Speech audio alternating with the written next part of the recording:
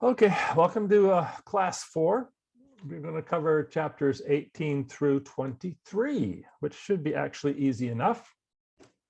Again, to make a point that these classes, because we're doing a book, are designed to build upon, the first, the second, now the third class. So there's already things that, in theory, you should remember. Now, I read this stuff all the time. I prepare for this lecture and whatnot. And even I keep forgetting some of the details, but it presupposes that because we're breaking it up now. This will be week 4. That it's not like we're watching a Netflix binging and we're seeing 1 through 9 in a couple of days. So I just remind you of all of that. We're going to continue the Abrahamic story.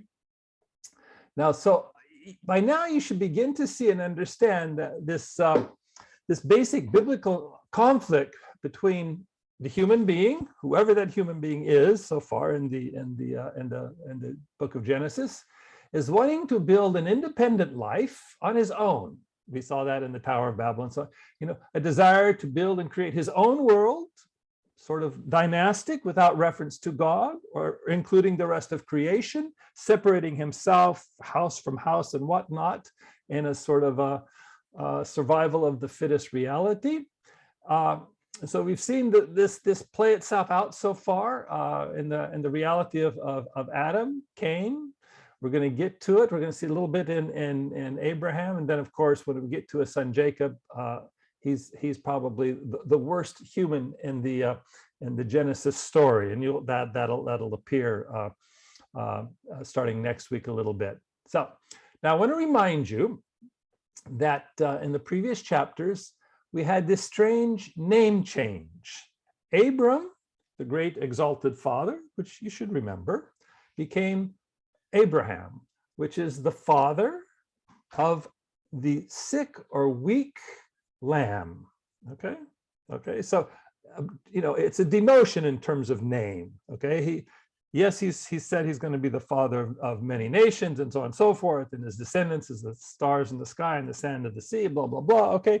But ironically, the focus is going to be on this Raham. It's a nice sort of word, Father Raham. So whoever this Raham is, we don't know, but he's already been told that he's going to have a progeny, which is the crisis. And it's going to be played out today. And then, of course, Sarai, which was, my princes, my warrior, my chieftains, just becomes Sarah, the princess, without reference to becoming a mother. Okay, so in that sense, it's very strange, and the meanings themselves, the names themselves have meanings which are relevant to the message in the text. So they, in fact, are lessened, their status in their names. Okay, because we're going to hear and see how that becomes relevant as we begin. So Abraham at some point has to become the father of the emaciated lamb. And he cannot be Abraham until that lamb is born, until that son manifests itself. Okay, and that's what we're going to be beginning to talk about. So again, as I said, remember the narrative story. So let's start with chapter 18.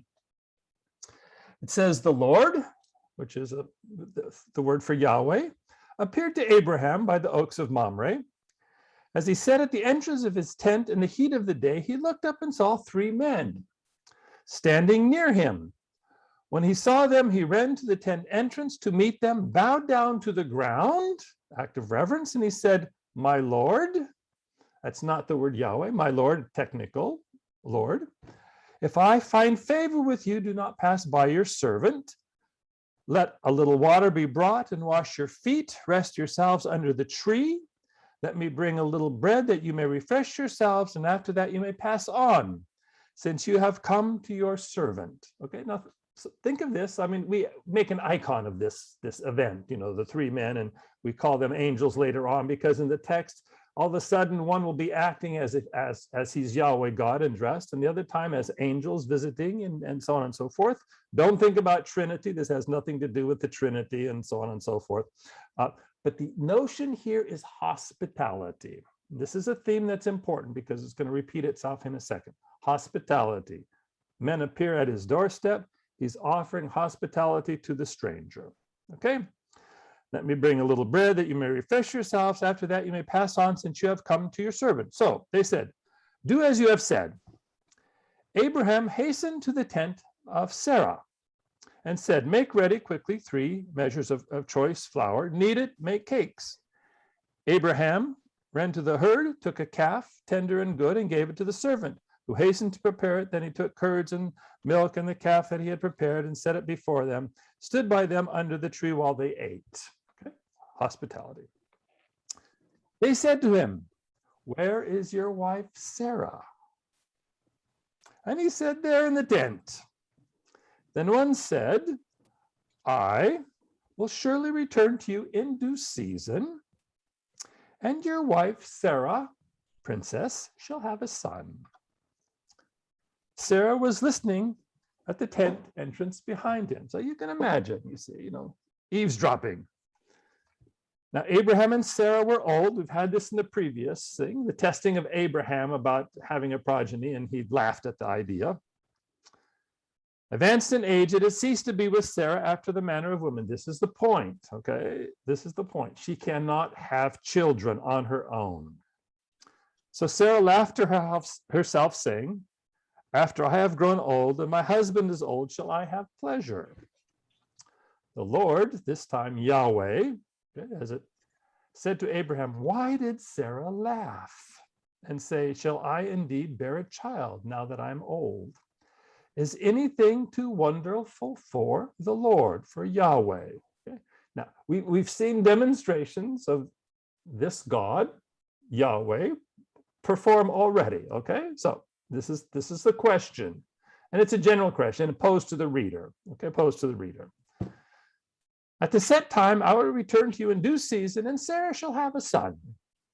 But Sarah denied, saying, I did not laugh, for she was afraid. He said, oh, yes, you did laugh. So, this is actually almost like the Saturday Night Live skit. You could see him acting it out, okay?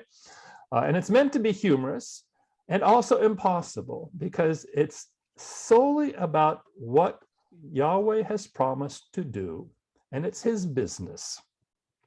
And the fact that it's going to happen, and not as the will of Abraham and Sarah and their own desire for a child, but it's simply the promised child, okay? This is as close as you're going to get in the Old Testament version of the chosen promised child, similar to the Virgin Mary, okay? And the point is, it's not through normal conception, okay? And you're going to see how the Bible deals with that. We're not talking about virgin births here, whatnot, but you're going to see how it differentiates between natural human procreation, where Sarah gives Abram her concubine, her handmaiden, to have a child, blah blah, and that creates Ishmael. They're trying to solve the problem of an heir, okay? And it is not, again, their problem. It is God's problem, trying to solve the problem of a creation that has fallen and become corrupt, okay? Again, the Bible, if nothing else, it may sound strange to your ears, is a proposition of how God is going to solve the problem of the human being, our problem, us, and try to salvage it, save it, redeem it, okay? Okay, from the very beginning. So anyway, so now Sarah has failed the test, okay? In other words, doesn't understand, because it's beyond her comprehension, because she can only think in one way, okay? Human procreation. The men set out from there, and they looked towards Sodom, and Abraham went with them to set them on their way. And Yahweh, the Lord, said, shall I hide from Abraham what I'm about to do, seeing that Abraham shall become a great and mighty nation, and all the nations of the earth shall be blessed in him. Okay, again, still an acknowledgement that he's going to be exalted. Okay. No, for I have chosen him. Catch this point, because this is the key point. For I have chosen him that he may charge his children, his household after him, to keep the way of Yahweh, the Lord, by doing righteousness and justice. Okay. This is the point, okay? We're here to read these stories and to get the instruction so we can pass it along to our children and our children's children. my point about the Bible. It's always focusing on the next generation, because quite frankly, it sees the present generation as hopeless, okay, so hopeless. So whatever we do, instruct, we're thinking already about the next generation, so that maybe they might be better than us. In other words, they might practice righteousness and justice, okay? So this is already the point, and he's telling us beforehand, before he does what he's going to do here in Sodom and Gomorrah. Okay, so then the Lord said, verse 20, how great is the outcry against Sodom and Gomorrah, and how grave their sin. Now we've seen this already in the story of Noah and the outcry of the sin and the destruction of everything except Noah and his family and the animals, okay? We saw it again in the Tower of Babel in chapter 11, where he disperses again. And so we're seeing it here now, not in a general sort of way, but in the very specific of an area, Sodom and Gomorrah, how grave their sin. I must go down and see whether they have done altogether according to the outcry that has come to me. And if not, I will know. So the men turned from there and went towards Sodom, while Abraham remained standing before Yahweh, the Lord. Then Abraham, now listen to this, okay? Listen to this, because this is actually so odd, okay? And read how, listen to how my take on it. Abraham came near and said, will you indeed sweep away the righteous with the wicked? Okay. Now this is a Noah story issue, right? There was one righteous man and he was saved. He was saved. Hence the ark and whatnot in the new beginning, okay? And it went bad again, okay? And that's the repetition I want you to see. It keeps starting over and gets bad again, starts over. So poses the question, suppose there are 50 righteous within the city. Will you then sweep away the place and not forgive it for the 50 righteous who are in it? Far be it from you to do such a thing, to slay the righteous with the wicked, so that the righteous fare as the wicked. Far be it from you. Shall not the judge of all the earth do what is just? Okay, now, what is cheeky here, okay, and it is cheeky, is Abraham is challenging the Lord, Yahweh, okay? He's challenging him, which, believe it or not, is something we do all the time when things don't go our way, okay? We challenge what has happened, we challenge what we think God is doing or isn't doing, as the case may be, what he hasn't done or he hasn't come, anyway, be that as it may. So, but the issue is the righteous, okay? The righteous. And the Lord said, if I find at Sodom and 50 righteous in the city, I will forgive the whole place for their sake. Okay. Imagine 50 out of the whole, that's all it takes. Abraham answered, let me take it upon myself to speak to Yahweh, I who am but dust and ashes. Suppose 5 of the 50 righteous are lacking. Will you destroy the whole city for the lack of 5? And he said, I will not destroy if I find 45. And again he spoke to him, suppose 40. For the sake of 40, I will not do it. Oh, do not let the Lord be angry if I speak. Suppose 30. He answered, I will not do it if I find 30.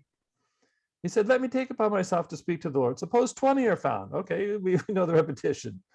Then he said, oh Lord, do not let the Lord be angry if I speak just once more. Suppose 10 are found there. For the sake of 10, I will not destroy it. I mean, all of this, first of all, is just to see you how, to show you how bad things were, okay? Not 50, not 45, not 40, not 30, not 20, not even 10. The Lord went his way when he had finished speaking to Abraham, and Abraham returned to his place. So it is this strange story of destruction, judgment, okay? Now, someone asked me this week, what's the difference between the promise to Noah that he would not destroy the earth again, and then he's destroying here Sodom and Gomorrah? And the answer is very simple. One involved the totality, including animals, all of creation, and this just is a local story. And again, as I've said at least twice, and I'm now saying it a third time, a repetition, is that it is judgment for instruction, okay? Again, Read what I just said earlier, that so that you may teach your children to keep the way of the Lord by doing righteousness and justice. That is our task. Okay, we're already told, and we've been told earlier, but this is the task. This is the task in our life. This is the task as a corporate reality, whatever that reality is: family, city, town, country, blah blah blah. Again, this is the supersedes all things. Okay, so anyway, you see this. So obviously, it's an evil place, and now it stands as an example of what comes ahead.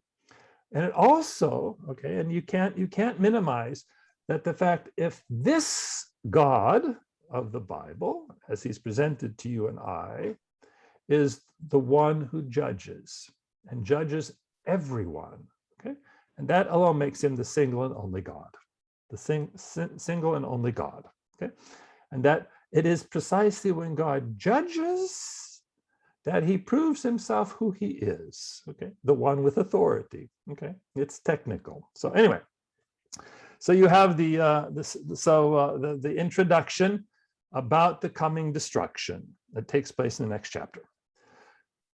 The two angels came to Sodom in the evening, and Lot was sitting in the gateway. See, think of walled city, entrance. When Lot saw them, he rose and met them,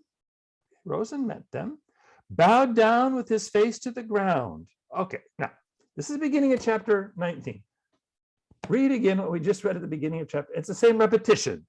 Instead of Abraham falling before the three, now it's Lot before the two, and said, "Please, my lords, turn aside to your servant's house, spend the night, wash your feet," similar pattern. See, hospitality, the first thing you offer. Then you can rise early and go on your way. Okay, now what the link here, both of these, and it's a very important, it's hospitality to the stranger. Okay, I mean, I've had the opportunity to live in the Middle East and to experience hospitality, even in a Bedouin tent. Okay, one example of hospitality was, as they were feeding me, they treated me with such honor that they would not even allow me to take the meat off the bone of the chicken. They took it off themselves, the mother on one side, the father on the side, and they cleaned it off with their hands, which, you know, the Middle East, I now learn, you know, sorry, mom, I like to eat with my hands, and put it on my plate. The only thing they didn't actually do was feed me physically. I was able to do that. I'm just talking about hospitality to the stranger, to someone. So this is what's going on here. So, "No, we will spend the night in the square." But he urged them strongly, so they turned aside to him and entered his house. He made them a feast, baked unleavened bread, and they ate. But before they lay down, the men of the city, the men of Sodom, both young and old, all the people to the last man, surrounded the house, and they called to Lot, "Where are the men who came to you tonight? Bring them out to us so that we may know them." Sexual nuance intended. Lot went out to the door to the men and shut the door after him. And he said, "I beg you, my brothers, do not act so wickedly. Look, I have two daughters who have not known a man. Let me bring them out to you, and do them as you please. Only do nothing to these men, for they have come under the shelter of my roof." Okay? That says enough. But they replied, "Stand back." And they said, "This fellow came here is an alien, and he would play the judge. Now we will deal worse with you than with them." They pressed hard against the man Lot, and came near to the door to break it down. But the men inside reached out their hands, brought Lot into the house with them, and shut the door. And they struck with blindness the men who were at the door of the house, both great and small, so that they were unable to find the door. Then the men, see, notice earlier they were called angels, now they're called men. Don't be confused by it. It's no big deal. "Have you anyone," then the men said to Lot, "Have you anyone else here? Sons-in-law, sons, daughters, anyone you have in the city, bring them out to the place, for we are about to destroy the place, because the outcry against its people has become great before the Lord Yahweh. And the Lord has sent us to destroy it." So Lot went out and said to his sons-in-law who were to marry his daughters, "Up, get out of this place, for the Lord is about to destroy the city." But he seemed to his son-in-laws as to be jesting. So not heeding the warning. When morning dawned, the angels urged Lot, saying, "Get up, take your wife, your 2 daughters, who are here, or else you will be consumed in the punishment of the city." So apparently there were a few, like the Noah story, to escape. But he lingered. So the men seized him and his wife and 2 daughters by the hand, and Yahweh, being merciful to him, brought them out and left him outside the city. And when they had brought them outside, they said, "Flee for your life. Do not look back or stop anywhere in the plain. Flee to the hills, or else you will be consumed." Okay. Lot said to them, "Oh no, my lords, your servant has found favor with you, and you have shown me great kindness in saving my life. But I cannot flee to the hills, for fear the disaster will overtake me and I die. Okay. Look, that city is near enough to flee to it, and it is a little one. Let me escape there. Is that not a little one, and my life will be saved?" He said to him, "Very well, I grant you this favor too, and will not overthrow the city for which you have spoken." So he intercedes and others are saved. "Hurry, escape there, for I can do nothing until you arrive there." Therefore the city is called Zoar. Anyway, verse 24. The Lord rained on Sodom and Gomorrah sulfur and fire from the Lord out of heaven. Okay, out of heaven. He overthrew those cities and all the plain and all the inhabitants of the cities and what grew on the ground. But Lot's wife behind him looked back, and she became a pillar of salt. Okay. Again, sometimes we want to overthink and overcomplicate. And when it comes to the commandments of God, and this is a story about instruction, just always first do. You may figure it out, reason why later, see, but that's the human wanting to be egocentric. Just do what is told you to do, and you will be judged on that. Not how much you understood, not whatever. It's always about doing, always about doing. So not everybody survived. Lot, his 2 daughters.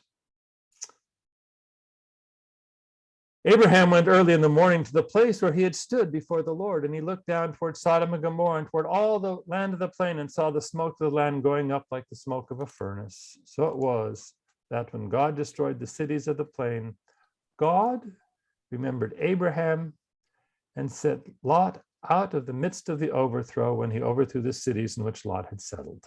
It's a story of when they separated and went their own ways and took different parts of the territory. Now a strange section here. Again, these are stories that are preparing for the bigger story, which is the Abraham story. Lot went up out of Zoar, settled in the hills with his 2 daughters, for he was afraid to stay in Zoar, for he lived in a cave with his 2 daughters. And the firstborn said to the younger, "Our father is old. There is not a man on earth to come into us after the manner of all the world. Come, let us make our father drink wine." Remember the Noah story and the drinking of the wine.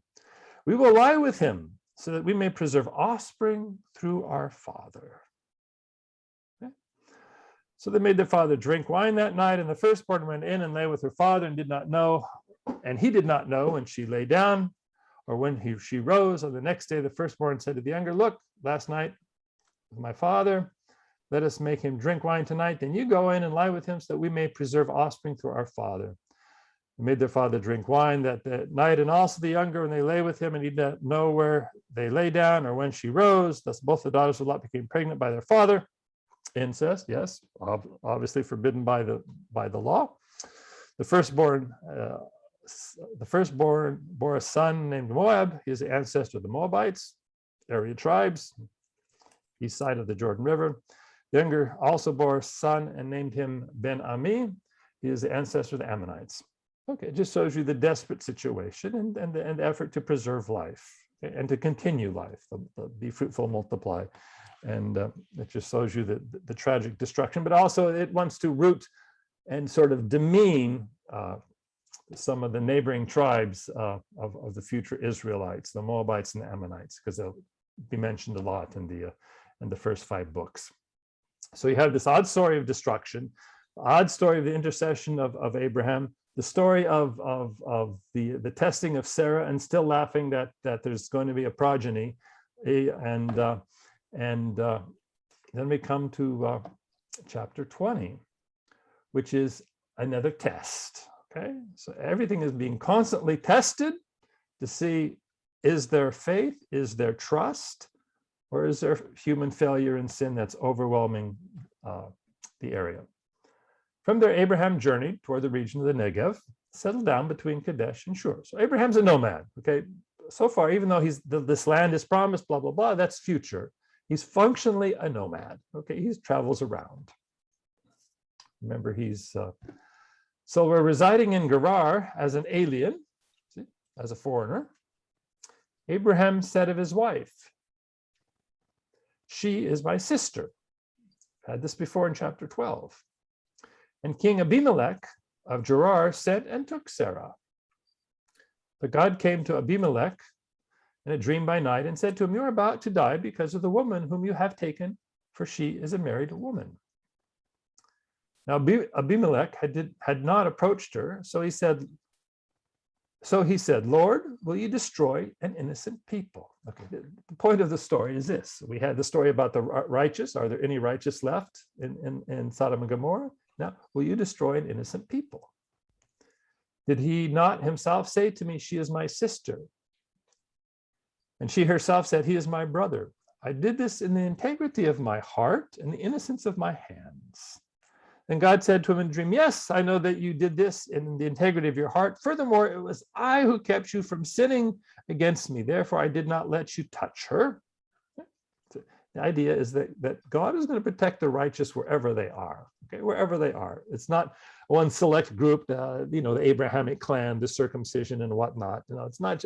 Again, remember the Bible. God is the God of the entire world, of all the nations, okay? And the blessing of Abraham is for everyone, ultimately, and not exclusively. Because, trust me, the problem of racism, supremacy, is thinking that you're special vis-a-vis the person next to you. And that will not happen in the Bible, okay? And when it happens, it is the worst form of abuse and twisting of the biblical texts. Okay, it is. It can't be said enough. Okay, remember the idea of God making man in his image and likeness has to completely level the idea of kingship, superiority, a chosen one, a chosen people. Okay, because we'll get to that later because it's not part of the story yet about the chosenness, but it's just something just to remember, and we see it here in these stories. Okay. God has concern for everyone, for the innocent, wherever they be. Okay, so anyway, therefore I kept you from sinning against me. Now then, return the man's wife, for he is a prophet, and he will pray for you, and you shall live. But if you do not restore her, you know that you shall surely die, you and all that is yours. Okay, so Abimelech, his a nice name, by the way. It says, "My father is the king." Okay, that's his name. Rose early in the morning and called all his servants and told them all the things. The men were very much afraid. Abimelech called Abraham, said to him, "What have you done to us? How have I sinned against you that you have brought such great guilt on me and my kingdom?" Okay, the testing, and notice the burden falls on Abraham. It's Abraham is the source of the problem.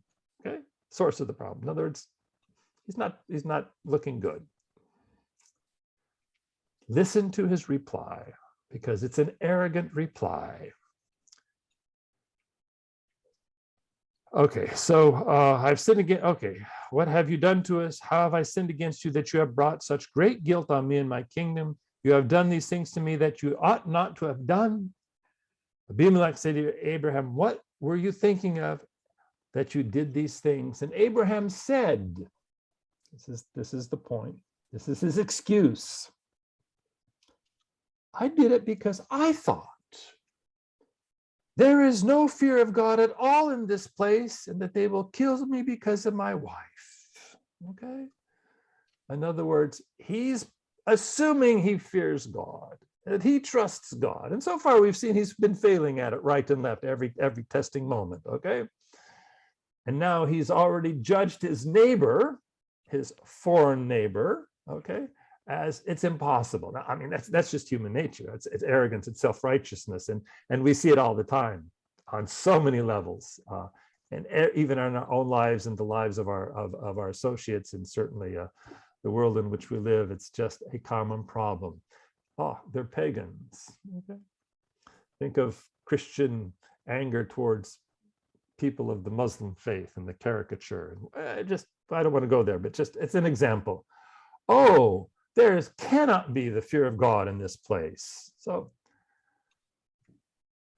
besides this, she's indeed my sister. Oh, that's his excuse. The daughter of my father, but not the daughter of my mother, and she became my wife. Whatever. Okay.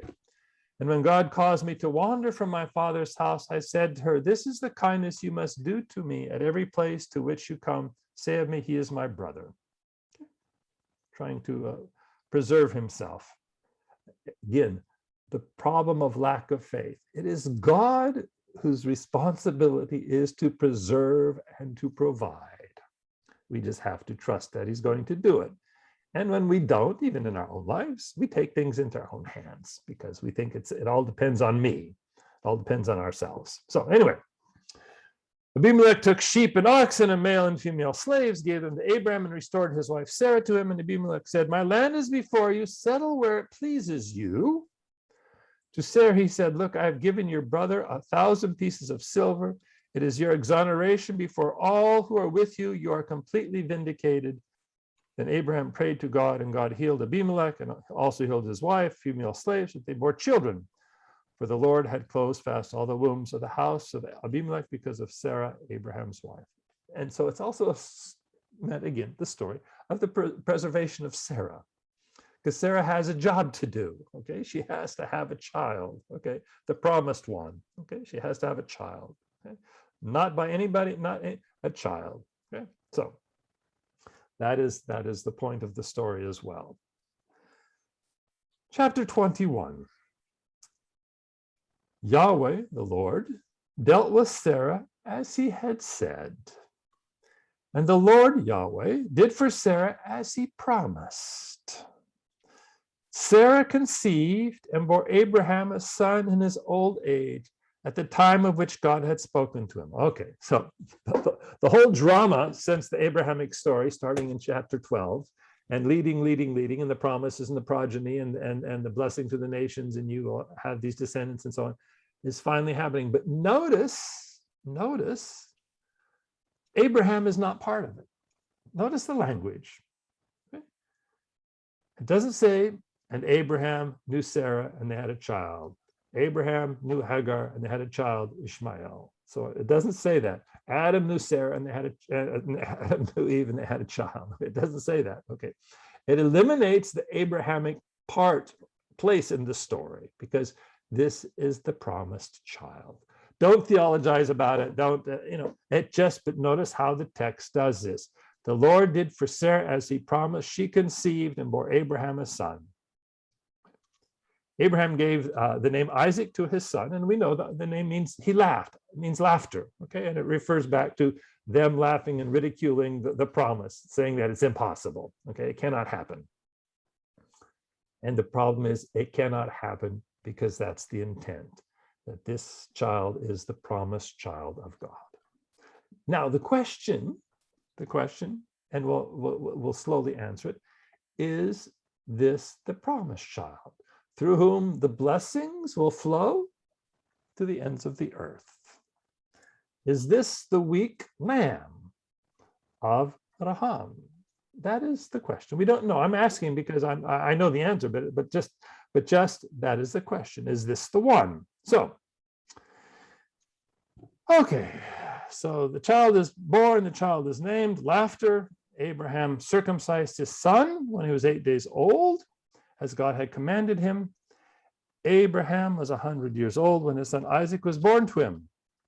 Now Sarah said, God has brought laughter for me.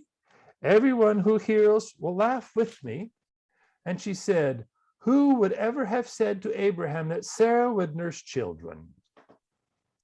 Yet I have borne him a son in his old age. Okay? Sarah is a problematic personality. Okay, a little bit of arrogance, I would say here. See, I have borne him a son, instead of acknowledging that it is God who has probably given her the promised child. Okay, the child grew and was weaned. Abraham made a great feast on the day that Isaac was weaned. But Sarah saw the son of Hagar, the Egyptian, whom she had borne to Abraham, playing with her son. She said to Abraham, "Cast out this slave woman with her son, for the son of this slave woman shall not inherit along with my son Isaac." Again, Sarah wants to create and to preserve the dynasty, the dynastic link, which is her son, not that others. She tried this early before where Hagar fled. Okay.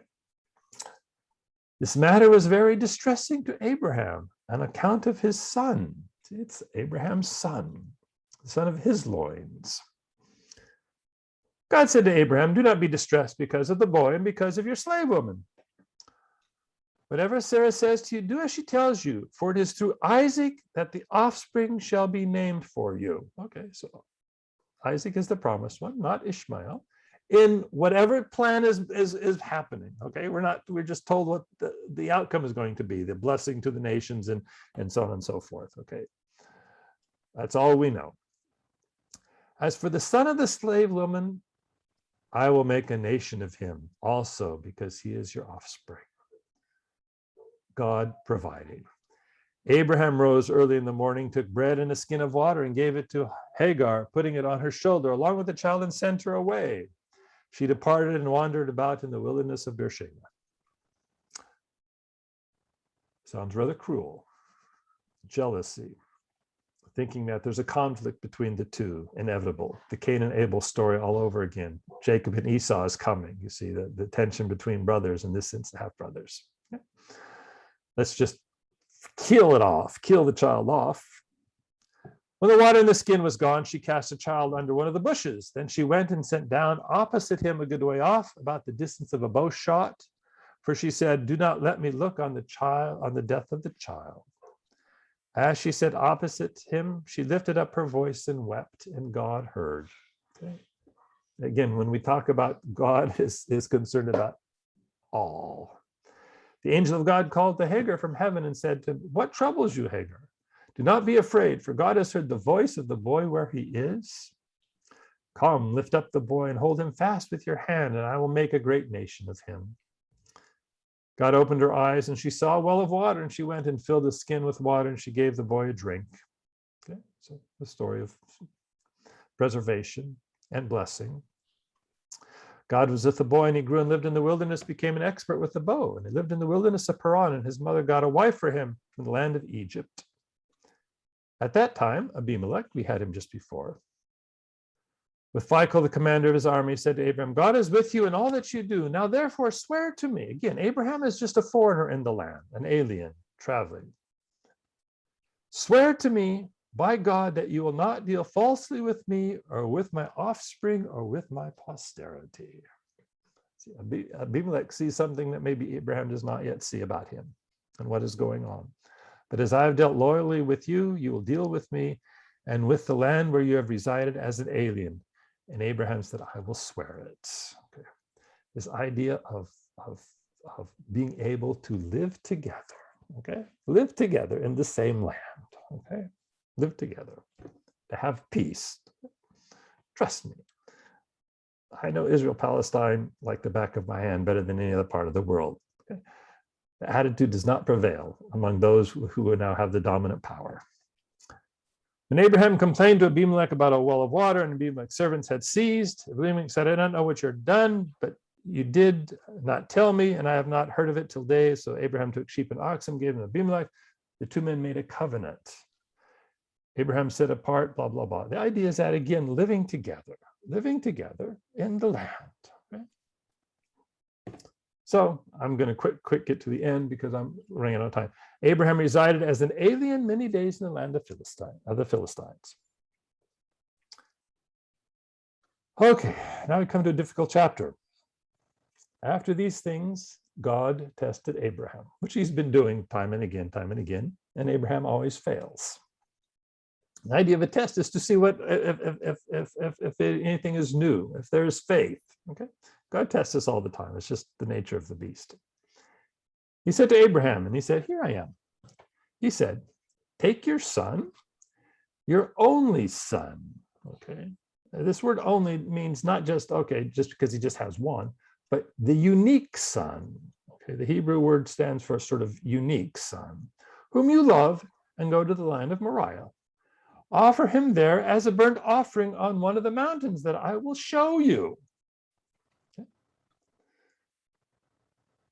Abraham rose early in the morning, saddled his donkey, took 2 of his young men with him, and his son Isaac.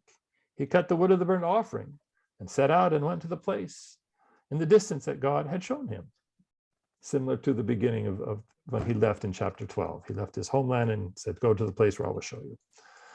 On the 3rd day, Abraham looked up and saw the place far away. And then Abraham said to his young men, stay here with the donkey. The boy and I will go over there. We will worship, and then we will come back to you. Abraham took the wood of the burnt offering and laid it on his son Isaac, and he himself carried the fire and the knife. So the 2 of them walked on together. Isaac said to his father, to his Abraham, Father. He said, here I am, my son. He said, the fire and the wood are here, but where is the lamb for the burnt offering? Think now of Abraham's new name, Father of the weak lamb. Father of the weak lamb. Abraham said, God himself will provide a lamb for the burnt offering, my son. So the 2 of them walked on together. When they came to the place that God had shown him, Abraham built an altar there and laid the wood in order. He bound his son Isaac and laid him on the altar, the top of the wood. Abraham reached out his hand and took the knife to kill his son. But the angel of the Lord called to him from heaven and said, Abraham, Abraham. He said, here I am. He said, do not lay your hand on the boy or do anything to him, for I know now that you fear God. This is the key.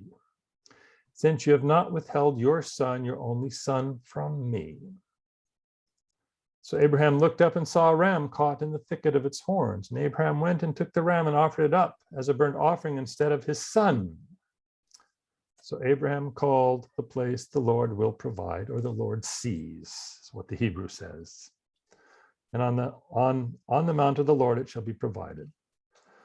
So the angel of the Lord called to Abraham a second time from heaven and said, by myself I have sworn, says the Lord, because you have done this and have not withheld your son, your only son. I will indeed bless you, and I will make your offspring as numerous as the stars of heaven, and as the sand that is on the seashore. And your offspring shall possess the gate of his enemies. And by your offspring shall all the nations of the earth gain blessing for themselves, because you have obeyed my voice. This is the key. Okay, this is the key. He has obeyed his voice, even when it meant giving up the son of promise, some of the promise. So a test that seems incomprehensible to us. So Abraham returned to his young men, and they rose and went together to Beersheba, and Abraham lived at Beersheba. And after these things, it was told to Abraham, Milcah has borne children to your brother Nahor. That's how the story began. Chapter 11, Uz the firstborn, so on and so forth, so on and so forth. Moreover, his concubine, whose name is Reumah, bore Tebah, blah, blah, blah. Okay, so the story has hardly moved, other than we finally have the birth of the child and the renewal of the promise that, yes, I will indeed make your offspring as numerous as the stars of heaven. Okay? But still the issue is the son. Okay, it's all about the son.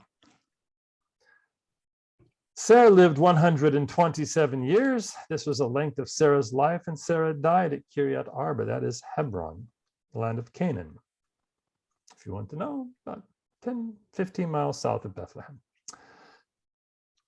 Abraham went in to mourn for Sarah and to weep for her. Abraham rose up from beside his dead and said to the Hittites, I am a stranger. Catch the language. I am a stranger, an alien residing among you. Give me property among you for a burying place, so that I may bury my dead out of my sight. It's a strange story. Hittites answered Abraham, "Hear us, my lord, you are a mighty prince among us. Bury your dead in the choicest of our burial places. None of us will withhold from you any burial ground for burying your dead." Abraham rose and bowed to the Hittites, the people of the land.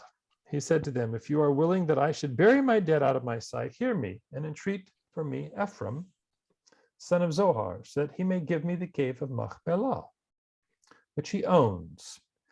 It is at the end of his field. For the full price, let him give it to me in your presence as a possession for a burying place." Now Ephraim was sitting among the Hittites, and he answered Abraham in the hearing of the Hittites, "No, my lord, hear me. I give you the land. I give you the field. I give you the cave that is in it. In the presence of my people, I give it to you. Bury your dead." And Abraham bowed down before the people of the land. He said to Ephraim, in the hearing of the people of the land, "If only you will listen to me, I will give you the price of the field. Accept it from me so that I may bury my dead there." Ephraim answered Abraham, "My lord, listen to me. A piece of land worth 400 shekels of silver. What is that between you and me? Bury your dead." Abraham agreed with Ephraim, and Abraham weighed out for Ephraim the silver that he had named in the hearing of the Hittites, 400 shekels. So the field of Ephraim in Machpelah, which was to the east of Mamre, the field with the cave that was in it, and all the trees that were in the field throughout its whole area, passed to Abraham as a possession in the presence of the Hittites, in the presence of all who went in at the gate of the city. Let me finish and then I'll comment. After this, Abraham buried Sarah, his wife, in the cave of the field of Machpelah, facing Mamre, that is Hebron, the land of Canaan. The field and the cave that is in it passed from Hittites into Abraham's possession as a burying place. So, the story, where has it taken us? Abraham called in chapter 12 to leave his motherland and to go to the place where God would show him. So forth, he comes to this area of land of Canaan and Negev and whatnot, and to heed the call, and the promise that he would become the father of many and a blessing to the world and the nations and whatnot. And after testing, trying to solve the human problem of the promise himself instead of just trusting God to fulfill the promise in his time. Okay. And notice the idea of the promise is you wait till the human cannot solve it himself. Okay. So that he cannot claim that he is the source of the fulfillment of the promise. Sarah dies, and the only piece of land that he has that is uniquely his, and as he is an alien, is a burial plot for Sarah, and then it'll be for him. And so the Abrahamic story still has a little bit more to go. And chapter 24, and then chapter 25, you'll hear something very odd in chapter 25, which you need to read for next week. And you'll scratch your head and say, what is the meaning of this? Because it's going to say, and Abraham took another wife and had slew of children from this other wife. Okay, it's like it's a different Abraham with a different story, and our function is to track the progress of this Abrahamic story that now is focused on simply Isaac. Abraham, while he's been in some sense a central character, actually he's not the main character at all. Okay, he's not the main character at all, and we will see how this continues in the rest of the Genesis story. So I could say at this point, do you have any questions? But it's pretty difficult to ask questions here on a